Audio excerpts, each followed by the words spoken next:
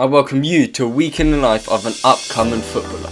During this week I will show you what I do for training, relaxing, social media, etc. Just a quick disclaimer, not every week is the same. Some may be more action packed and some might be quite the opposite. Now that we are on the same page, let's dive straight into.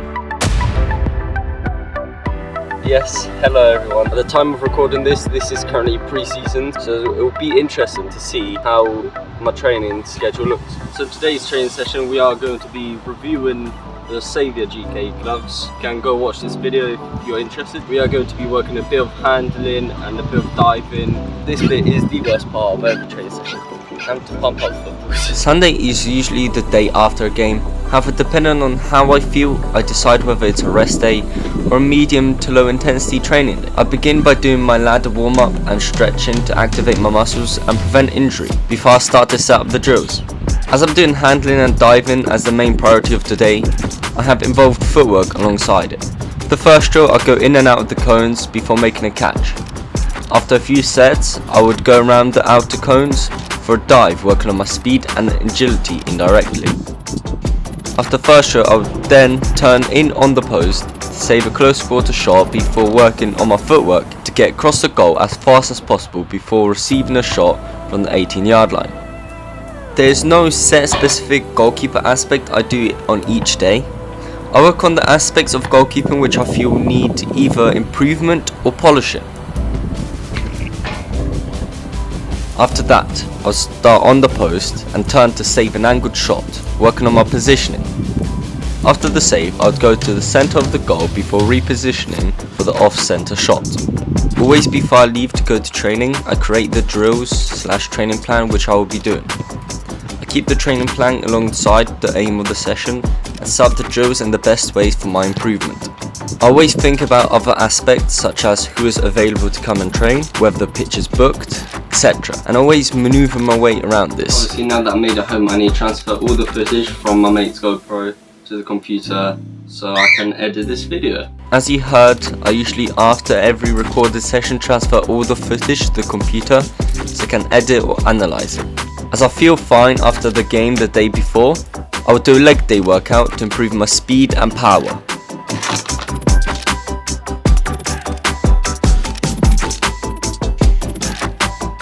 I won't always have a leg day depending on how my legs feel, however I would always find a solution to train other areas. But that's not always the case if I go driving in the evening for my upcoming driving test.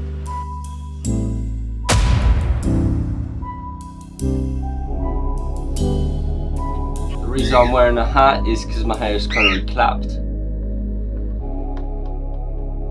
Go to the local sports centre and work a little bit on distribution and a little bit on fitness before having training in the evening. I greeted my pads before I began to use a foam roller and stretch to elasticate my muscles for the day. Then I hopped onto my bike to cycle through the rains of England. I am currently going towards the sports centre. It's pouring down. Enjoy the ride. This is the fun bit now. Oh, the speed!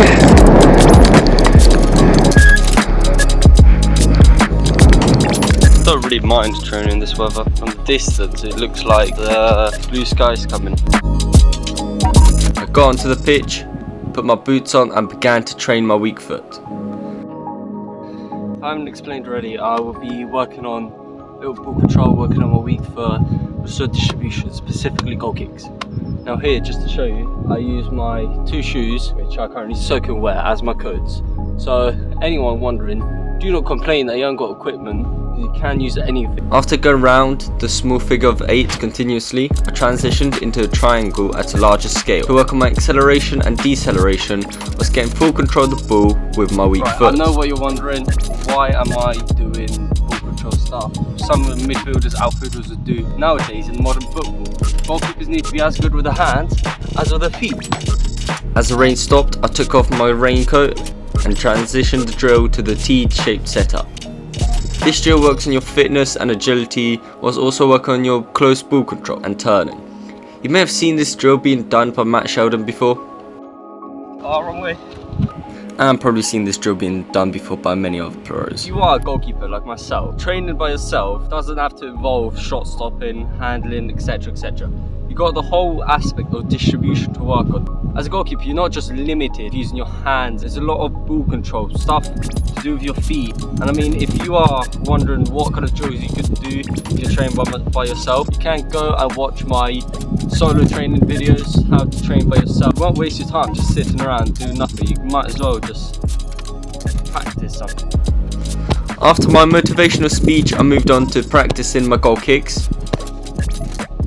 Yeah, it's starting to rain again. I also practice my weak-footed goal kicks or long balls with my weak foot, trying to improve the distance I get with my weak foot. Not bad considering the wind is coming towards me. My weak foot isn't actually the worst. I do put some power behind it, however the technique isn't fully there. So let's work on it by just hitting the ball softly at that elevated piece of ground. Like I said, my technique isn't as good with my left foot as it is with my right foot, so I'm taking things step by step. I lowered the difficulty of the drill to just focus on striking the ball correctly with my non-dominant foot. After practicing my weak foot technique, I began to work with a nearby wall to work on my short passing, and also did some weak-footed juggling before mixing the two together and playing two-touch with myself. Finishing my solo session today, I ended with fitness. For fitness, I went to a nearby 9v9 pitch to do a far leg type fitness drill. As you have 4 sides of a football pitch, you sprint on one side, jog on 2 sides, and walk back on the final side. Before on the second lap, you sprint on the first 2 sides, jog on the third side, and walk back on the final side. Following the theme, the third lap, you sprint on the first 3 sides, before walking on the 4th side, and carrying on the same pattern on the 4th and final lap. You would sprint or run as fast as physically possible around all 4 sides before getting a rest for the first time. Well, it's raining again. It's England, it's bipolar weather, but thankfully it stopped raining during my training. But now that I'm heading back home, it started pouring down again. As I got home, I showered and began to stretch to not overload my muscles for my academy training in the evening. After I stretched, I began to write scripts for my video before walking the dog. After having taken a bit of time to rest up, I got my academy session where I worked on playing out from the back and shifted play from side to side. Now, remember how we worked on distribution today? Just look at this display of long range passes from me, especially the left footed pass to my winger.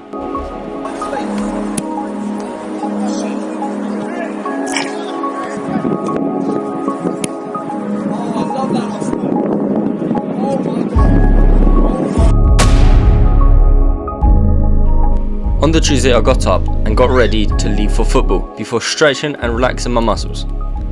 I fed and greeted my birds once again. Oh, and did I mention the names?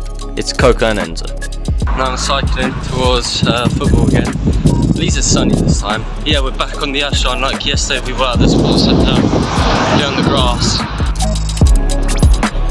As always, I'm the first one to the session. What we're working on mainly is positioning, whilst also including a bit of 1v1s and a bit of handling. Usually on the Tuesday I would have had college training, goalkeeper training after this session. College training is cancelled. So after getting an email in the morning about college training being cancelled, I stayed at football for longer, setting up the drills and warming up. I was preparing to ensure that I do not get injured. I began to fill up my bottle as we are in the summer period before beginning the positioning drill. The whole point of the drill is to turn into position on the shooter's cool and save the ball whilst on the angle you are in. Watch my position video for more details on how to position as a goalkeeper.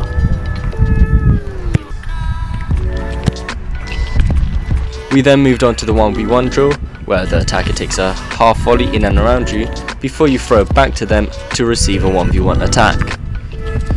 As we had time, we decided to train a few free kicks and made a video about it. So go and have a watch of it if you want to become a better goalkeeper, and if you want to save free kicks. If you want to be an even better goalkeeper, subscribe to my channel as I post the most informative stuff for goalkeepers' development. At last we finished off with a game of no bounce before having a few hours break to continue on with my next session. The rain came in to show you guys some of the British culture whilst we were training diving. Diving low, mid and high, I was getting better every time. As the rain went away and the sun began to settle, we dried off a bit. And I got cheeky Meg on tomorrow's goalkeeper. there's gap there. As I got home, I began to stretch and relax my muscles. If I didn't mention already, stretch as much as possible to improve flexibility in any sport and get less injured. After my stretches, I chilled a bit with Enzo before finishing off the day with editing. Wednesday began by greeting my birds, stretching and using the foam roller to relax my muscles before heading over to the football pitch for a light session. The reason I'm saying it's going to be a light session is because we are going to have a heavy fitness session later in the evening with the academy. During our morning session, we decided to film some fitting shots for a video whilst doing a little bit of handling and diving. We recorded fitting scenes for a video on how to deal with pressure, whilst also handling bounce shots, high dives, and basic handling. We began the academy session with a warm-up before heading straight into the fitness circuit. I am the one in the black shirt over here. The circuit has multiple different stations where we do some balance exercises, working our legs, suicide runs, agility with the ball, multiple choice, push-ups or sit-ups with no rest area. We did 10 reps of the circuit with rest in between each rep. We then followed that up with a passing drill before adding a pass and move aspect to it.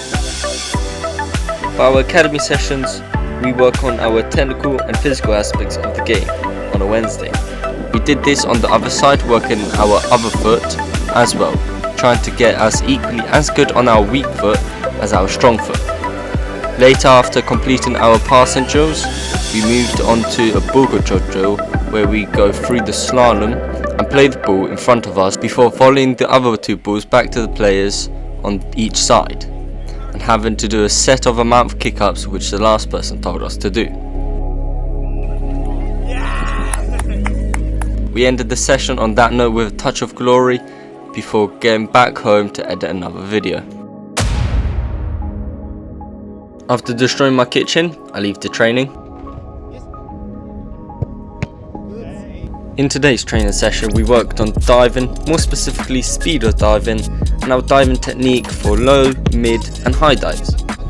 I'd like to give a quick thank you to J4K South for running great goalkeeper sessions, if I haven't mentioned that already, and tomorrow's goalkeeper for recording these sessions. Now, as I got your attention, please like and subscribe for more videos, that'd be much appreciated.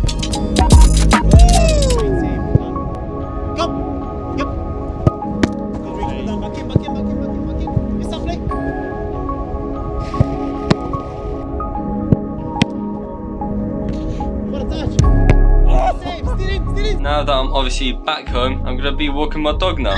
So sadly today I couldn't get nearly as much football as I would like to. So as a so-called punishment, let's say. So instead, I'm going to go on a run with my dog.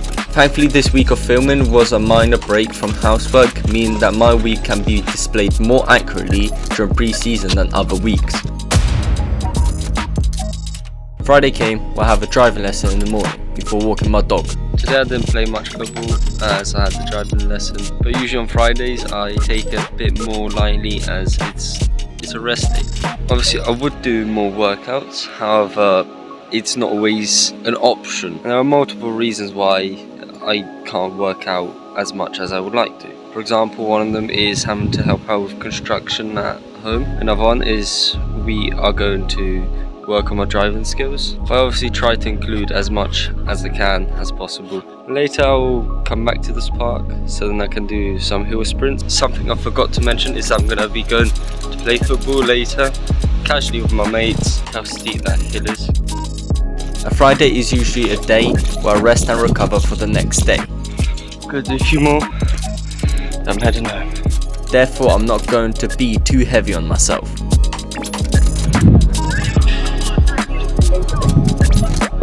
I lastly had to kick about with my mates before getting ready for the game the next day.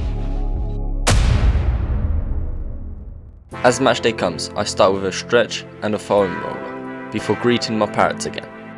You have to say hello. Hello Coco. Hello Enzo. Then I leave for the game. This game was very windy and definitely wasn't my best performance. However, these games always happen from time to time. During this game, we were heavily dominated after previously beaten them with ease. The game was quite one-sided, with lots of pressure down my end of the pitch. I had to make a lot of saves and play the ball around a lot. Since the general repetitive play was down my end of the pitch, we didn't create any chances in the first half. What's happened with the wind against us? This was a physical, aggressive and easily aggravated team. They fouled us a lot, injuring 2 of our players in the first half and causing fights in the second. Since it was a friendly, the ref didn't dish out any cards.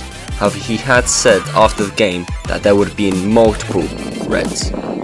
If you listen to the background, you can definitely hear the heavy wind bashing the camera. This certainly wasn't a fun game to play in, having the heavy wind and aggressive team to go against.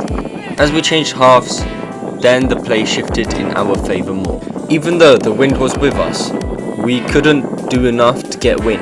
On match day, I tried to visualise what I would do before a game begins and listen to music to gain more confidence and a positive mind. This really does make a difference in performance.